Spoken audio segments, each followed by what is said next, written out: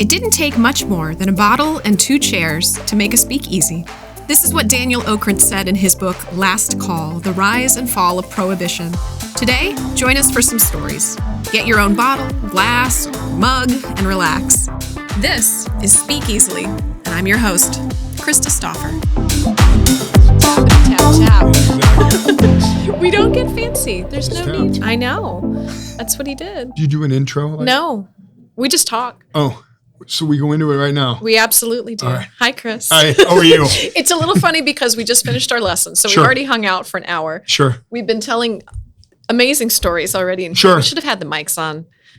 That's all right. We can repeat them. We don't have to repeat them. Well, We can. we can if you want. You're the boss. You were talking about only murders in the building. Right. Because I'm going to New York this week. Right. Which is exciting. Exactly. And so you have a friend that works there. Yeah, his name is Chris Barnes. He's a stunt coordinator. Okay. And he's a stunt coordinator on Billions, and he's also the stunt coordinator on Only Murders in the Building.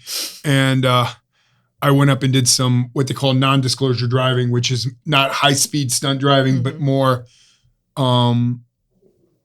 driving for safety in the sense that they got 2 actors in the middle of the road running down the street. They don't want every Tom, Dick, and Harry on there driving around screaming obscenities and stuff. In New York, too. Yeah. So they hire a bunch of stunt drivers to drive about 35 miles an hour in a circle while the actors are doing what they're supposed to do. Oh, my gosh. Yeah. Did they give you a car or did you just... No, they gave me a car. Okay. Yeah, they gave me a car. I had some old beater, but it's all right. What do you listen to in there? I listen to my heartbeat so that I don't hit one of the actors. I mean, thank you for that. Yes, exactly. But no, I have a earpiece in my ear, and then I got the stunt coordinator feeding me, hey, this is what I want you to do. I want you to stop. Okay. I want you to roll your window down and wave to somebody or do something like that. Okay. So yeah, they don't want you listening to the radio. They have, like I said, they have a PA or a stunt coordinator on set that is giving you directions as you drive. That makes sense. Yeah. That makes sense. But you do a lot of driving. I do more fighting. I'm more of a fight guy than I am a driver. I fall down a flight of stairs. I get knocked to the ground. I get kicked. I get punched in the face. For those of you out there that really don't know who I am, I am a former professional wrestler, Johnny Paradise, 250 pounds of twisted steel and sex appeal. Okay. That was my thing. And now I'm a stuntman and actor in TV and motion picture movies. Who says that? Not many people, but it sounds so professional. It sounds a lot more professional. Yes, I work in motion pictures. Motion picture movies and television. I feel like you should say it with an accent, to be a little more hoity-toity about it. I'm saying it in an Ohio accent. In Ohio. Were you born here? Yes, born and raised in Mansfield, Ohio, which we're in Columbus right now. So I'm 35, 40 minutes up the road. Yeah. Yeah. Yep. So, all right, let's travel back to Chris's humble beginnings in Mansfield. Yes. Where did the wrestling thing come from? Did you wrestle in school? No, I was a football player. I was an all-Ohio football player at linebacker. For the Mansfield Tigers? No, I was for the Lexington Minutemen, which was south of Mansfield. Yeah. And I graduated in 89, which makes me really old. Stop it. But I was always the showman. I was the Brian Bosworth of Lexington. Whenever I'd sack a quarterback, I'd do a dance over him, or talk trash to the offensive line. And my dad always teased me and said, man, you make a great professional wrestler. Yeah. Well, God forbid, I was a professional wrestler. Huh. I went to Ohio State for about a year and a half. And I dropped out of there because I was too smart for the school. Okay. No, that's a lie. It's because I actually stopped because I was screwing around more than taking my studies seriously. Yeah. And my dad said, what do you want to do? And I said, I want to be a professional wrestler. And he kind of laughed. And he said, I don't have a problem with you doing it as long as you pay for it. So I went out and I got a job and I saved up $4,500. And then I went to the Monster Factory, which is in Marion, Ohio, which was in Marion, Ohio. What did they do there? They taught you how to be a professional wrestler. They taught you how to fall, throw punches, throw kicks, do promos, and come up with a character. Oh my gosh. I didn't realize there was training for this. You have to. I did 7 months of training, and then I went to the World Wrestling Federation as what they call a jobber, which is a glorified beat-up guy. And I got my first match was against the Road Warriors, which are 2 300-pound muscle-bound guys who paint their faces and wear shoulder pads and ride out to the ring on Harley motorcycles. Wow. Very intimidating. Yeah. In front of 39,000 at the Rochester War Memorial in Rochester, New York. And then the next night, I wrestled in Erie, Pennsylvania against The Undertaker and got pile-driven, put in a body bag, and had a funeral procession into the locker room. That's amazing. Good times. You've been an actor for a long time. Pretty much. Then. Yeah. Pretty much. So how did you come up with your character? Like how did they? Well, the crazy thing is my dad came up with it. My dad and my mom were getting ready to go on a cruise. And so they were looking online and there was a cruise called Paradise Cruise Lines. And the guy's name that was doing the tour on the DVD's name was Johnny. So I kind of put Johnny Paradise together, or he did, which was kind of a catchy name. So Johnny Paradise from Fantasy Island, every man's nightmare, every woman's dream. 250 pounds of twisted steel and sex appeal. That's amazing. And I get the same reaction that you're doing right now out of every person that I tell that to. But did you have any other failed names that didn't? I used to work I did a job where I wore a mask. So a lot of times on professional wrestling, independent promotions, you might wrestle more than once. Okay. They'll put you under a mask. Maybe they'll put a hood on you or something like that and you wrestle. So I wrestled under a red, white, and blue mask as the union worker and carried a lunch pail out to the ring. And I would use a lunch pail as a weapon. When the ref wasn't looking, I'd clock the guy in the head. The time that I stopped wearing the mask was too loose and it spun around backwards and I couldn't see and I tripped over on my own feet and fell out of the ring and landed on my head. Okay, how do you not get hurt? Oh, you get hurt. You do get hurt. Oh, yeah. Professional wrestling is 99.9% choreographed. Right, and right. There's storylines and you learn the moves, you learn the practice. But there's times where things don't go as planned. And, the doctor, I had a brain tumor in 2014 based on my wrestling. When I went to Pittsburgh, I went to a concussion study called, it was through the UMPC, University of Pittsburgh Medical Center. And it was through the University of Pittsburgh, and it was a concussion study. And they do a series of tests. And on the PET scan test, they found a softball-sized brain tumor. Oh, my gosh. And the doctor told me that I had 42 brain contusions over my lifespan. What does that mean? That means I've had about 42 concussions or head trauma based on shots to the head with a chair, playing football, landing on a steel railing outside of the ring and smacking my head, my wife slapping me. No, Stop it. It's, I'm pretty blessed because I just went back to the Wexner Center probably 6 months ago and nothing is going bad in my brain. I still have one. It's amazing. Yeah. You have a good brain. Yeah. Not too bad. Yes. That's wow. The only thing is every now and then I have a tad bit of memory loss and I lost almost 87% hearing in my left ear. And so I'm getting fitted for hearing aids. So I'm not so damn loud, but, it does work for what you do. If you've never seen me, I'm like 6'2.5", 260 pounds. And I'm very aggressive looking and I'm very intimidating. I'm a big bald-headed ugly guy that I have a face for radio. That's what my wife always says. Chris, you have a face for radio. No, she does. She gets mad when I say that, really. That's very untrue, and you know. But my dad always told me when I was a kid, if you can put a smile on somebody's face, you've had a successful day. Yeah. So he also told me that the sun shines on a dog's rear end every now and then. That's when I get a sunburn. Very different pieces of advice. Exactly. From your father. My dad was a philosopher, I guess you would say. What did he do? My dad owned a place called Hahn Exterminating. Okay. And we were bug killers, a family of bug killers. Did you do it? Yeah, I did for 20 some years. Ugh. It was the worst. Oh, it's awful. I started working for my dad when I was 12 years old, summertime. And God bless him. He's been gone now for probably 11 years, but he taught me the value of work ethics and how to never shortchange somebody and give them 110%. I might be working for 10 minutes, but in that 10 minutes, give them 110%. Yeah. If I'm working an 8-hour day, give them 110%. So I've been pretty blessed because I've only had 5 jobs in my whole life. Really? Yeah. Where a lot of people have had a lot of jobs. I've only had 5. Exterminator. That was the first. Right. Pro wrestler. Stunt coordinator. Well, I consider that with my acting. With acting. Right. I worked for a company called Garbage Guys Who Care, where I worked for the company actually was a great company to work for. My buddy Steve Cobb owned it, and they had pink garbage trucks, and they gave back, I think it was 25% of their quarterly earnings to the Breast Cancer Foundation. Oh, that's really cool. So basically what I was the grunt. I would go out, load couches and refrigerators in the back of a pickup truck, and then I'd take them to the dump. But the nice thing about it is there would be one day where I'd be on a set with Zac Efron working as a stunt bailiff in a movie called Extremely Wicked and Vile, the Ted Bundy story. And then the next day I'd be throwing garbage bags in the back of a truck.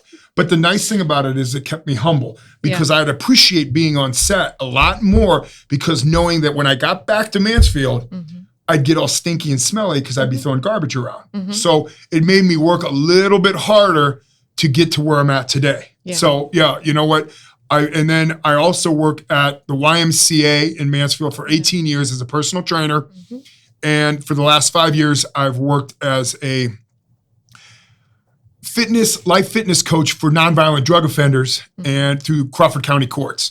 And that's probably the most rewarding job because I've had guys that have been heroin addicts, crystal meth addicts. And when I was a kid, I would always wonder, why does my dad want to be in my life so much? Why does he want to know where I'm at? Why does And today, I thank God that he was in my life so much because I don't smoke, I don't drink, I've never done drugs. And a lot of it had to be with him because I knew he'd be breathing down my neck. So in a way, it's a blessing.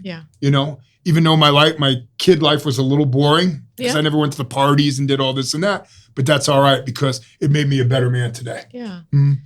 When you do the work with these nonviolent, are they inmates? No, well, they live in a sober living home. Most of these guys are just getting out of a correctional facility for either using or selling or whatever, and they're placed in a sober living home. So basically what they do is they come to me for about an hour a day to an hour and a half. I put them through a workout. And I'm more like a drill sergeant in the sense that I try to be, I don't treat them like a piece of crap. I try to treat them like a human. And I give them a lot of chances, and I'm always there 24/7 in case one of them's going to relapse. They call me, whatever.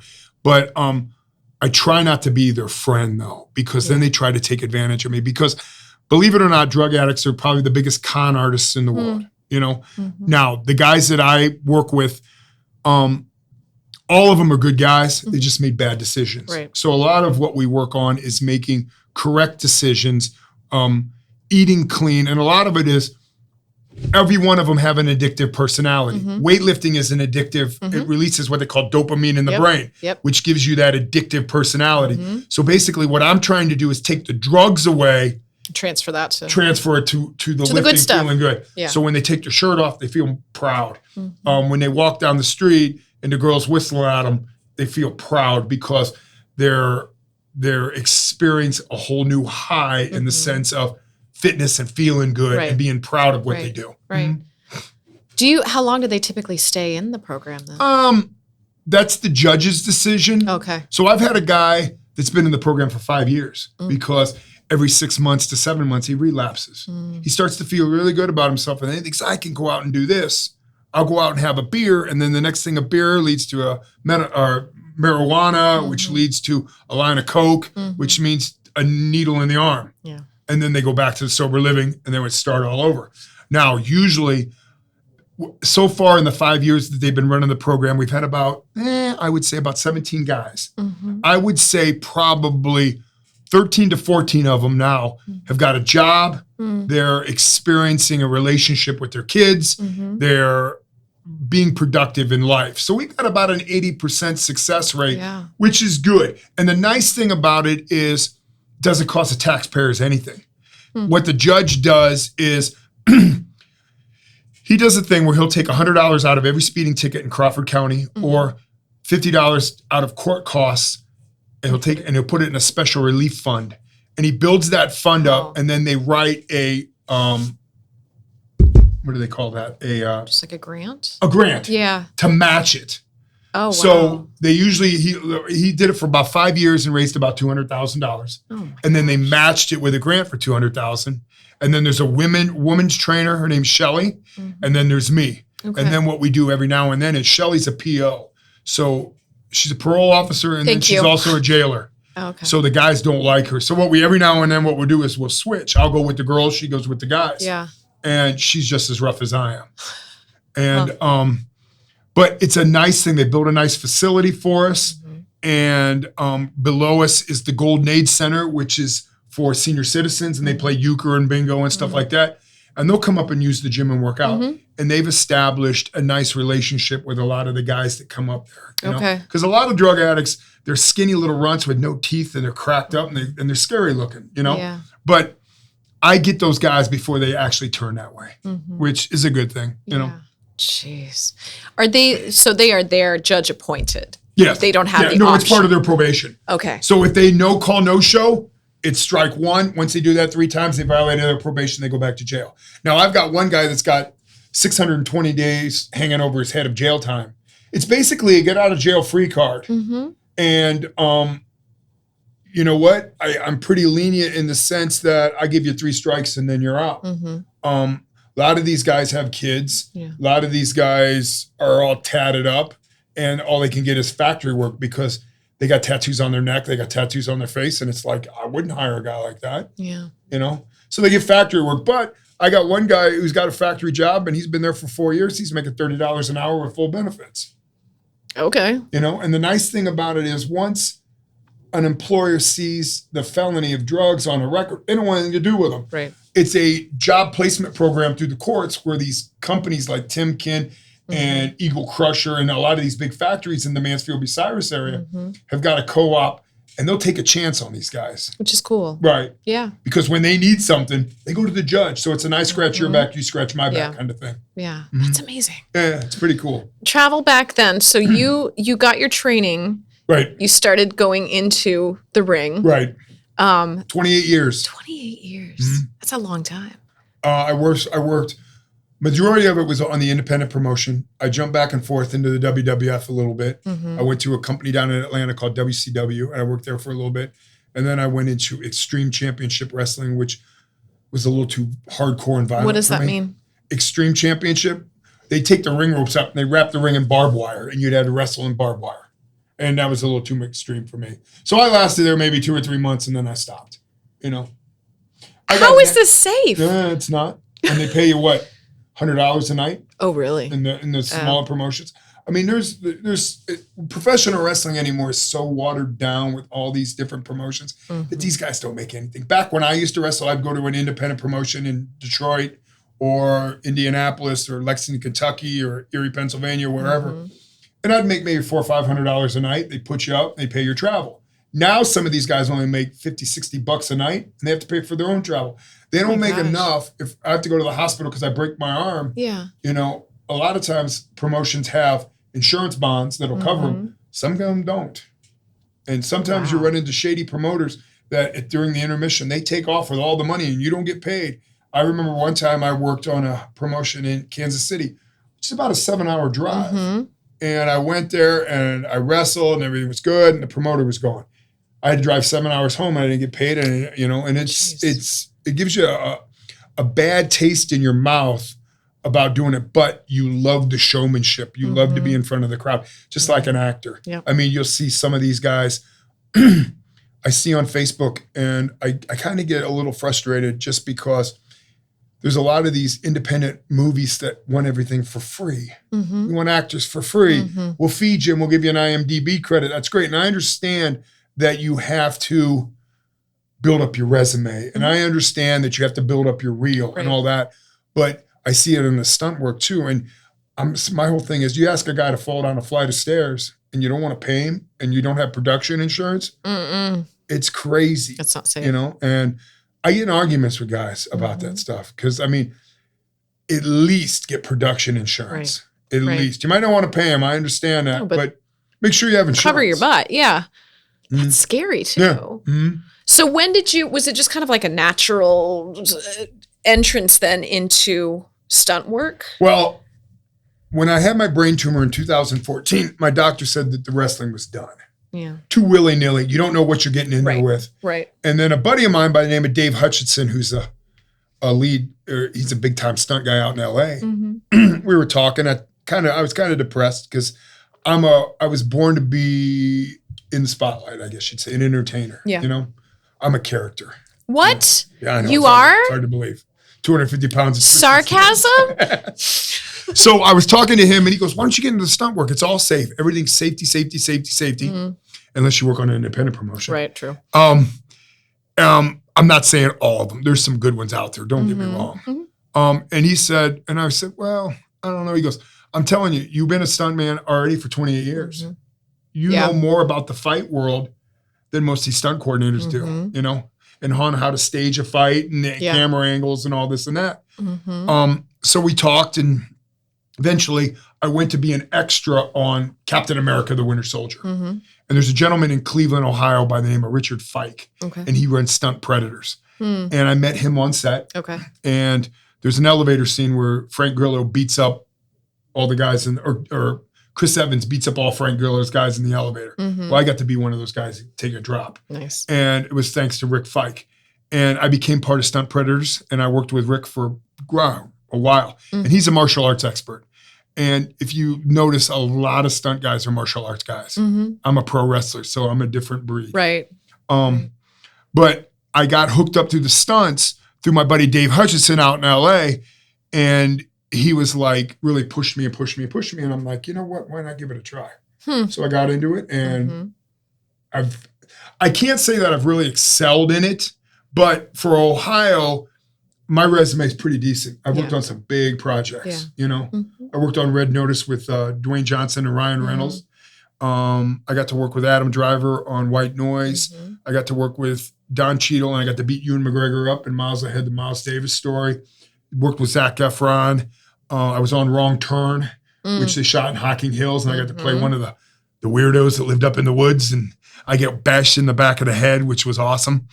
I'm a little deranged because I think it's really cool to fall down a flight of stairs. Yeah, that is a little different. I don't say that myself very often. I think it's pretty cool to get hit in the back of the head and take a face plant into the ground, you know? No, I don't know, Chris. But I saw that there's an interview with Adam Sandler and the really good looking Brad Pitt, really good looking guy. It's Brad like Pitt. That's not going to help. And they were talking about stunt guys on set, and they were saying that stunt guys are the coolest guys on set because they do the toughest things. They take a lot of grief because they have to do it over and over and over. And Adam Sandler said, when I see the stunt guys paying attention and laughing and enjoying my work, I know I'm doing it really well because those are the cool guys. And I want to hang out with the cool guys. And then Brad Pitt at the Oscars said something about stunt guys and how they don't get any recognition in the Oscars and how they should, because if it wasn't for the stunt guys, then the movies wouldn't look as good as they do because Brad Pitt's not going to get smacked in the face, or he's not going to take a tumble down the stairs, or he's not going to get hit by a car. So it's like my window in the stunt world is closing because I'm 52 years old and I'm trying to build up my acting career. That's why I asked for your help. And you're an amazing coach and you've helped me out quite a bit. And so I'm trying to leap into, but I'm a character actor. I don't fit a lot of roles. You know, I mean, you're not going to do a commercial about Pine Sol? No, that or deodorant. And I won't ever be in the Notebook. Why? Because that's, if someone's not getting punched in the face or getting their head taken off, then that would have made the movie a lot better, I'll be honest. Probably. Oh my gosh. But I'm more of me and my wife had discussed that I'm more of a character actor. I don't fit a lot of roles, but when it comes to bodyguards, henchmen, creepy looking guys in the alley, stuff like that. I fit the role perfect. Absolutely. But that's a good thing about it too. And we've talked about this before of like, you need to know your type. Amen. You need to know that you're not going to be playing the sensitive the little guy, quiet, sweet book nerd in the corner. No, exactly. You're not. I'm the same. I will probably never be the drug dealer. Or the henchman. Or the henchman. Or the guy in the alley. That's probably not going to be the creepy guy in the alley. Right. You might be the creepy girl, but not the creepy guy. I don't even know that I pulled that off. Like, oh my gosh, hi, welcome to the alley. How can I help you today? Exactly. No, that's not my type. But like I say, if you're going to become an actor, people always ask me, what kind of advice would you give someone who's going to be an actor? Yeah. If you can't take rejection, don't be an actor, because I only get maybe 5 to 10% of the things that I apply for or audition for.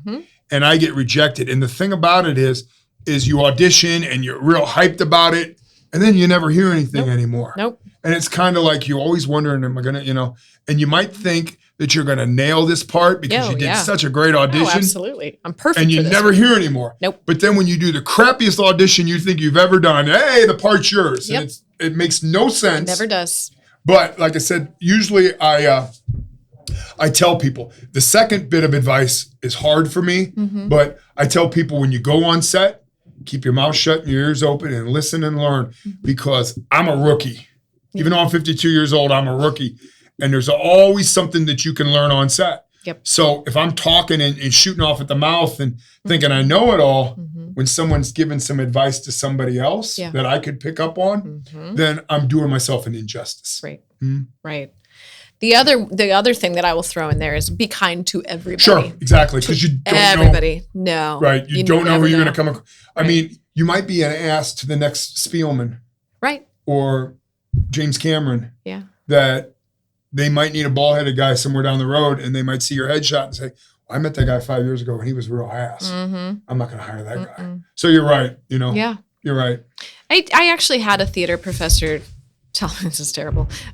He actually said, you'll get nowhere in this business by being kind.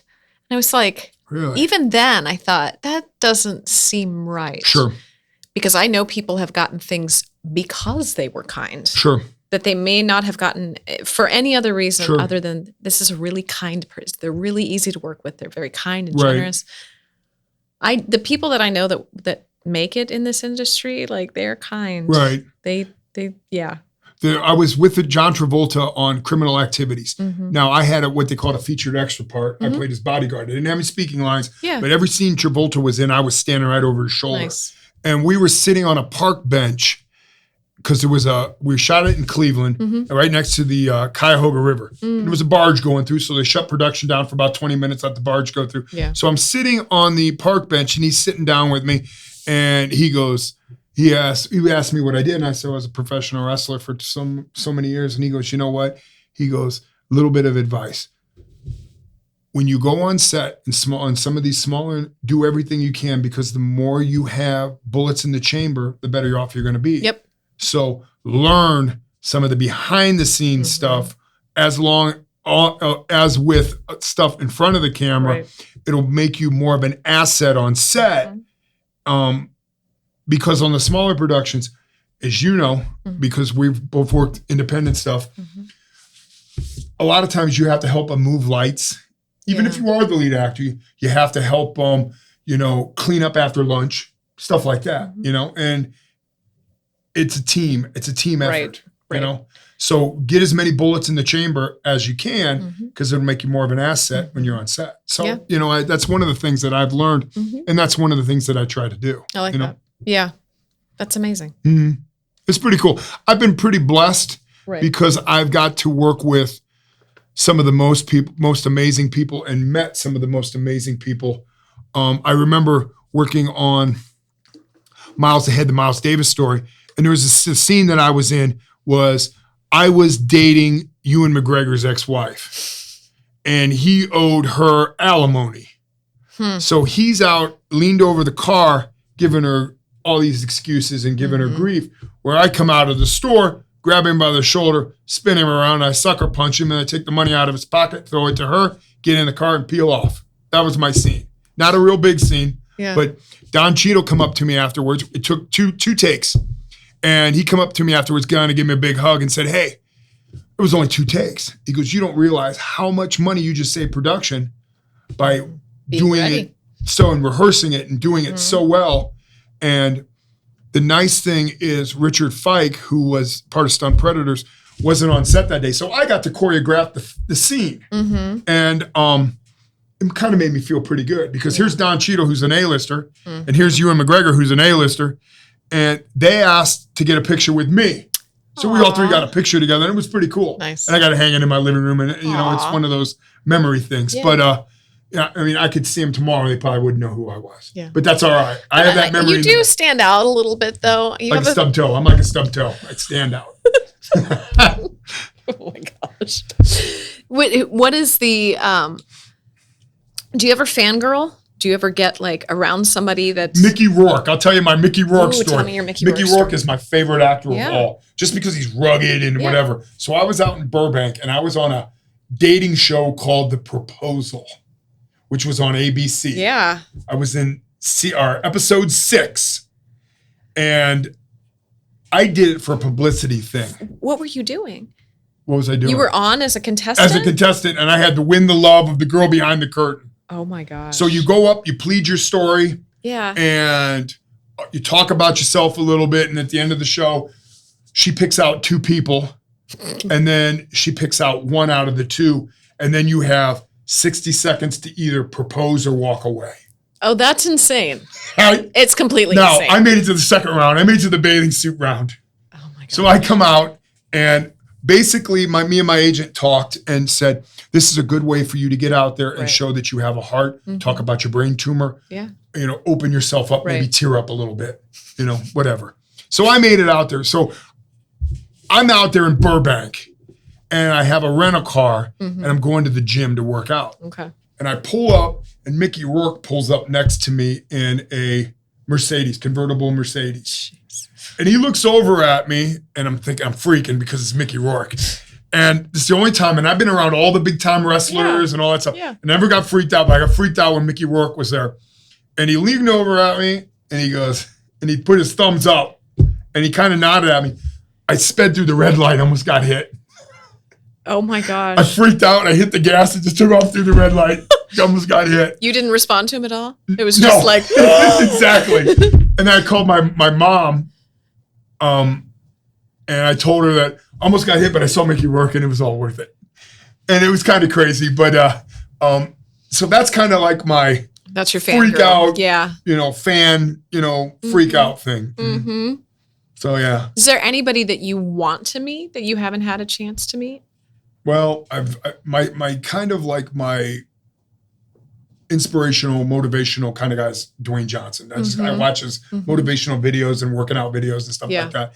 So I met him in the WWF. So I'm good there. Ryan Reynolds, I didn't really get a chance to meet Ryan Reynolds too much, even though I was on the movie with him. Yeah. Super nice guy. Zac Efron was great. I mean, really down to earth. When he found out this was right after the Baywatch movie. So him and Dwayne Johnson were like this. Yeah. And he found out I was a professional wrestler. So he came over to me and he said, hey, I heard that you were a professional wrestler in the WWF. I said, well, yeah, but I wasn't much of one. And he goes, hey, I love wrestling. Can we eat lunch and we'll talk wrestling? I said, that's cool. Yeah. So I got to eat lunch with all the Cincinnati actors. I thought, oh, yeah. Look at Chris Hahn eating lunch with Zac Efron. I thought it was really cool. You're like, I was at the cool table. Exactly. I was at the cool table for once. But, my goal is I want to land one of these superhero roles. Because then I go to all those Comic-Cons and make money for years and years and years down the road. But that's what I want to do. I want to land a superhero, Surely they have like wrestling cons, don't they? Well, they do. They do. But superhero movies would be really cool. What would your character be? I know I'd be the cool with the X-ray vision. Okay. And I'd fly around and look at all the hot-looking girls and all that. So you'd fly. You're going to fly and have I don't think you get both. You get to pick one. My wife probably wouldn't like that, no, but that's all right. she would not like that. No, my superhero would be, power would be my boyish looks. I'd be the con artist. But I want to be a villain. I don't want to be a superhero. I want to be in a superhero movie as a villain. Okay. I play a great villain. You do. You know? Yeah. They need to make more superheroes about villains and make them the heroes, you know? Super villains. Supervillains. You know? Yeah. It is the more interesting thing to play. It really is, you know? I love playing the villain. Like, what's his name? I really thought that Tom Hardy did Bane in the Batman movie really, really good. You know, he was a good superhero. Stood out for that right. one. What's his name? Josh Brolin played Thoron or whatever in the Guardians of the Galaxy. I thought he did a pretty good job. That's what I want to do, be a villain. But like I said, I tried and tried and tried to get into John Wick movie, the last one. Yeah. I just want to get in one of those big franchise movies. And it's just to be on set, to experience the whole Red Notice was a $140 million movie. I mean, it was huge. And it was just cool to see how they built those sets and what they did. And I'm in the Russian prison scene where they built a castle in Atlanta, Georgia. It's 98 degrees. They put a green screen over the castle and they have a snow blowing machine, and it's wintertime. And we got jackets on, winter jackets, and it's 98 degrees and we're sweating like crazy. Golly. But it was a great payday. Yeah. It was fun. Yeah. We had a blast. That's amazing. So, like I said, hopefully I don't. But if I would die tomorrow, I'd be pretty happy with the way my life went, you know? That's pretty amazing. I got a great wife. She's very supportive, everything. What does she do? My wife is a school teacher, and she works with, when we first met, she ran a workshop for developmentally disabled adults. Okay. And she would get punched and kicked and stuff like that. And she would have like a shiner. And when we go out to dinner, people thought I beat her up. I mean, seriously, I'd get nasty looks. Yeah. But she's got the best heart in the world. And the funny thing is, and she's going to get mad that I say this, that when I tell people she used to work with developmentally disabled, people go, that's why you guys get along so well. That's terrible. That is terrible, but it's funny. I think it's hilarious, but she gets mad when I say that. Yeah. But right now she works with it's a dropout recovery school. Oh, wow. So she works with kids that are in the process of getting their GEDs that maybe had to drop out because they had a sick family member or they had to go to work to help support the family and stuff. Okay. So she works with them, and she's, like I said, she's simply amazing. Yeah. That's simply amazing. Wonderful. And then in 2012, I met my biological mother who lives in Erie, Pennsylvania. Oh, wow. And I visit her quite a bit, and she's a great lady, and she's very supportive. So I got a great support group around me of people that just, and when I start to feel down, they give me a kick in the butt. Or I look on my phone and I see my MRIs and how they cut me open in the forehead to remove the brain tumor, and it just motivates me more to go out there, and I got a second chance in life. I'm going to make the best of it. Right. You know? Wow. I said that all in one breath. That's amazing. Yeah. So I'm, like I said, and now I got a great acting coach. And when I get the big role, I'm going to have to pay you tons and tons of money because I'm really hard to remembering dialogue. So we're going to have to go over and over and over it. But there's a big role out there for me somewhere. There is. Absolutely. You just got to be patient. Somebody out there. Yeah. Get this guy. Yeah. No, I'm so proud of your work and your heart in general. You do so many amazing things. Well, yeah, have to be. If you come across as an ass, you're never going to get anywhere. No, you're not. No. So it's not worth it. Right. I get up every morning at 5 o'clock in the morning. I go to the gym and I work out. Yeah. And then I train at the Y till about 10 o'clock. And then at 10:30, I have to be in Galleon. I work with the nonviolent drug offenders. And then I go home. And my wife works till 5, and I clean the house and mow the yard, and I'm Mr. Mom. And then by the end of the day, I'm ready to go back to bed and start all over again. Jeez. What do you listen to when you work out? You're gonna believe it or not, I listen to techno music. Do you really? Because it keeps my heart rate up. I love that. I'm not far off. I have certain songs that I can only listen to during workouts. I listen to some scream metal. Like I listen to, it's crazy, and this is gonna sound really weird, but I listen to, they're called HU, and it's Mongolian tribal music, and it's chants, and they do a lot of remakes, but in Mongolian. So they did Metallica's Sabbath True, Fear of the Sandman, but they do it in Mongolian, and it's drums. It's like Viking music. Oh my but gosh. it's kind of freaks you out and it gets you a little amped and it's got a beat. I got to work out to something that has a beat that keeps my heart rate up and has a beat. I don't know how people can work out to podcasts. No, podcasts and bump and grind music. I have a guy that listens to R&B soul that's like really like, I'm going on a date. I'm going to try to get my girl already. You know, it's like, why? How can you listen to that? I got to listen to something that's intense. I want to rip somebody's head off. That's a different motivation altogether. I guess. Now I'm frightened. Chris, where can people find you if they want to learn more, link up with you, hire you for your supervillain? My Instagram is CH Stuntman. That's my Instagram. My Facebook page is JP for Johnny Paradise Hahn, JP Hahn. That's my Facebook page. I just got an X account, which used to be Twitter. Okay. CH Stunts. And then at Chris Hahn, Ohio, at yahoo.com is my email. And then your IMDb page too. IMDb page has everything that I've ever been in. And like I said, if you Google good looking sexy guy, my phone number will come up and my email address and my headshots. And it also says humble right after. It says humble and it says modest, quiet, shy. But no, so all my social media has my emails on it, has my phone numbers on it. Yeah. I'm not afraid to put my phone number out there just because if you want to call me, that's great. If you want to call and breathe heavy in the morning, hey, that's even better. You'll be in the gym working out to Mongolian music anyway, so it doesn't matter. Listening to Mongolian music, so it's going to sound about the same. That's exactly what I was going to say. But no, I mean, like I said, you can IMDb, you can Google Chris Hahn actor, and it'll come up. And I have a website that has all my stunt reel, my acting reel, all that stuff like that. Yeah, you're doing a good job of keeping yourself out there. You have to. You know what? I even do things that I mislead people. So I'll put, let's say a movie shooting in Cleveland. I'll put in Cleveland, Ohio on set, and I might not even be on the movie. But it keeps people thinking, you know what? He's working, he's moving, he's hustling, he's doing whatever. Yeah, so, you are. The whole acting thing is if you don't want to get yourself out there, you shouldn't do it. I mean, to be an actor, you have to have a little bit of an ego. Yeah. And you have to have a little bit of. Now, I'm also very, very insecure.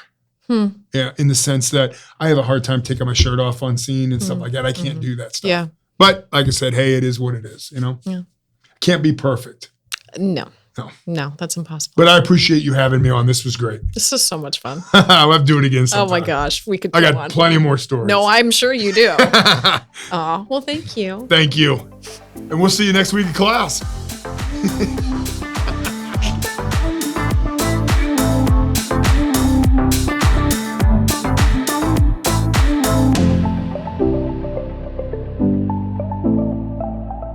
Boxland Media. Think big.